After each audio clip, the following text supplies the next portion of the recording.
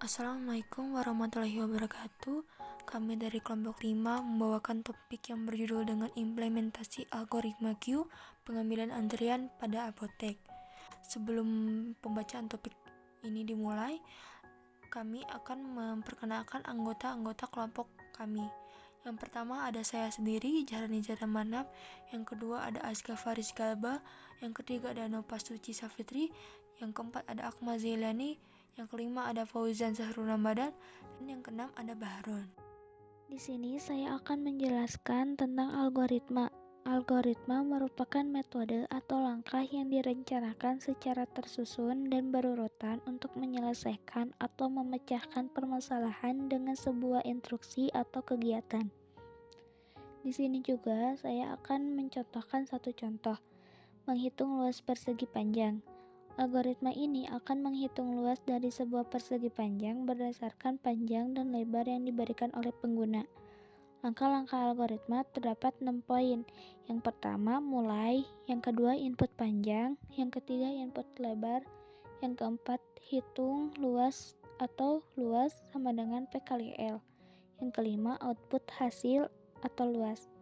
Yang keenam, selesai. Di sini juga terdapat langkah-langkahnya. Yang pertama, langkah 1-3 algoritma meminta pengguna untuk memasukkan panjang dan lebar persegi panjang. Langkah keempat, menghitung luas persegi panjang dengan mengalikan panjang dan lebar. Langkah kelima, menampilkan hasil perhitungan kepada pengguna. Langkah keenam, algoritma selesai.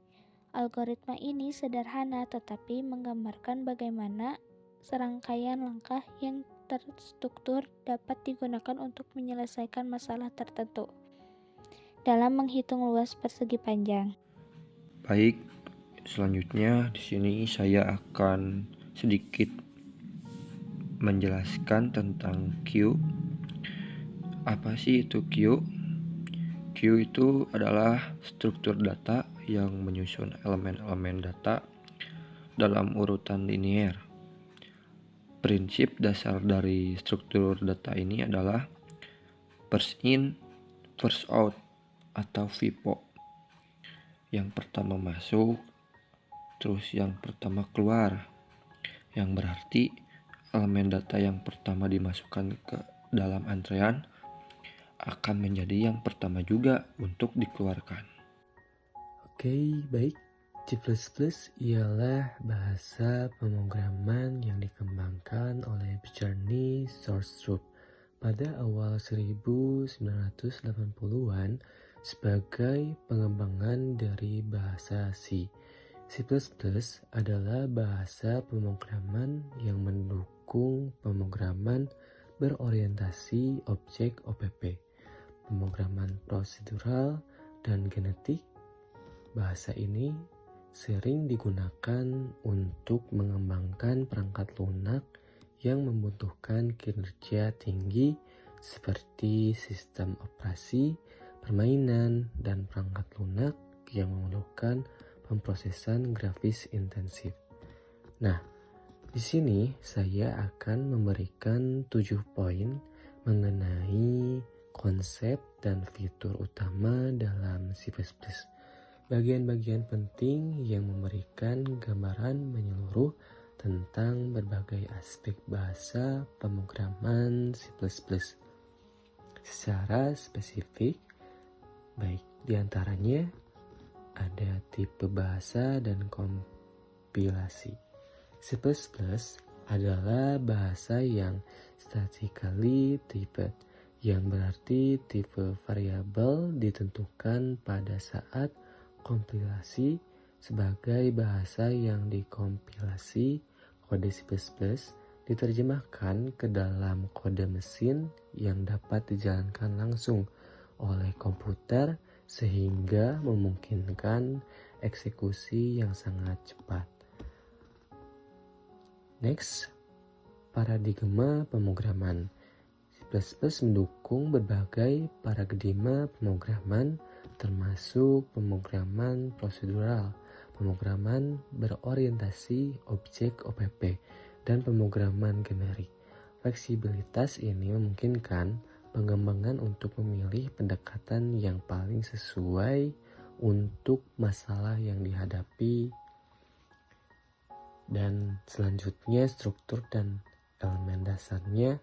Pemrograman C++ terdiri dari satu atau lebih file sumber yang biasanya memiliki ekstensi CVV. Struktur dari dasar program C++ mencangkup penggunaan pustaka standar untuk input dan output, deklarasi variabel dengan tipe data yang berbeda, penggunaan operator aritmatika, relasional, dan logika, serta kontrol aliran dengan pernyataan seperti if, else, switch, for, while, dan do while.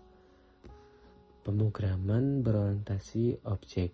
Nah, C++ juga memperkenalkan konsep-konsep OPP seperti enkapsulasi, pewarisan, dan polimorfisme dengan memungkinkan menggunakan kelas dan objek mengembangkan dapat membuat kode yang lebih terorganisir dan modular. Pewarisan memungkinkan kelas untuk mewarisi atribut dan metode dari kelas lain, sementara polimorfisme memungkinkan pemanggilan metode yang sama pada objek dari kelas yang berbeda. Nah, pemrograman generik. Jadi, pemrograman generik ialah template di C++ memungkinkan pengembangan untuk menulis kode yang dapat bekerja dengan tipe data yang berbeda tanpa menduplikasi kode. Ini juga membuat kode lebih fleksibel dan mudah dipelihara juga. Next, Standard Template Library atau STL. STL adalah bagian integral dari C++ yang menyediakan berbagai kontainer seperti vektor, set, dan juga map, serta algoritma dan iterator yang efisien. STL juga membantu pengembang mengelola data dan melakukan operasi umum dengan mudah dan efisien.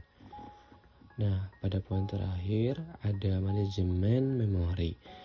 Jadi C++ memberikan kontrol eksplisit atas alokasi dan dealokasi memori dengan menggunakan new dan delete.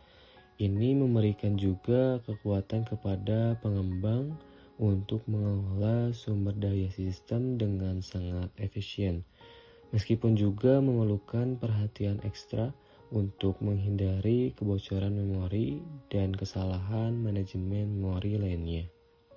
Jadi, bisa disimpulkan bahwasanya C++ adalah bahasa pemrograman yang sangat kuat dan fleksibel, memungkinkan pengembang untuk menulis aplikasi yang efisien dan berkinerja tinggi.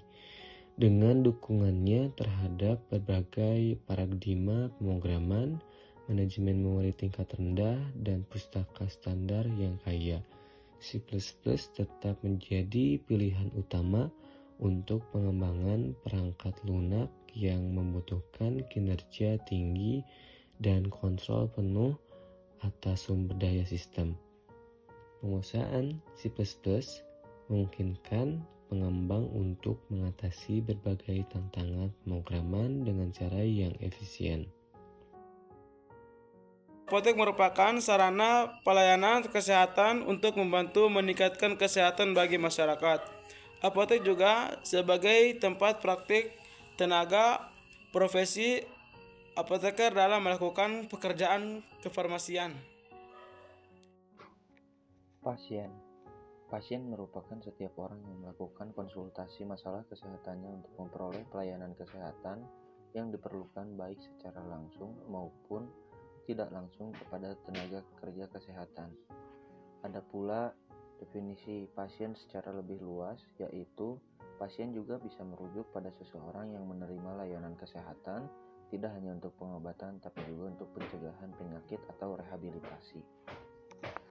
Dari paparan yang rekan-rekan saya jelaskan bahwa implementasi yang digunakan pada antrian pasien pada apotek menggunakan bahasa C++ dengan tujuan mempermudah dalam mengatur antrian pasien yang masuk. Ada salah satu hal kenapa kami menggunakan bahasa pemrograman C++, yaitu bahasa pemrograman ini tidak perlu menggunakan aplikasi atau software yang memakan banyak penyimpanan, dan bahasa pemrograman C++ dan bahasa pemrograman lainnya juga bisa dijalankan melalui web online yang mampu memberikan atau menjalankan codingan secara gratis. Berikut ini adalah hasil kerja kami tentang implementasi menggunakan algoritma Q pada apotek. Dan bisa kami lihat atau kita lihat terdapat 4 opsi. Yang pertama adalah tambah pasien atau memasukkan nama dalam antrian yang akan mendapatkan nomor urut. Yang dua itu adalah memanggil pasien dengan nomor antriannya. Yang ketiga itu menampilkan pasien dengan nomor antrian sesuai dengan mereka mendaftar atau masuk ke dalam antrian. Yang keempat itu keluar dari aplikasi. Berikut adalah kesimpulan topik yang kami sampaikan, bahwa algoritma Q dalam implementasi sistem pengambilan antrian di apotek membawa banyak manfaat dalam hal efisiensi operasional, kepuasan pelanggan, dan pengelolaan sumber daya. Maksudnya, efisiensi dan kecepatan layanan karena algoritma Q memastikan bahwa setiap pelanggan dilayani berdasarkan urutan kedatangan mereka, sehingga menghindari penumpukan dan memastikan layanan yang lebih cepat dan efisien. Hal ini meningkatkan kepuasan pelanggan karena mereka dilayani secara adil, karena balik lagi karena Q ini akan melayani pelanggan yang datang awal dan selanjutnya. Sekian dari pembahasan kami. Terima kasih telah mendengar dan menonton. Mohon maaf bila ada kesalahan kata atau ucapan. Wassalamualaikum warahmatullahi wabarakatuh.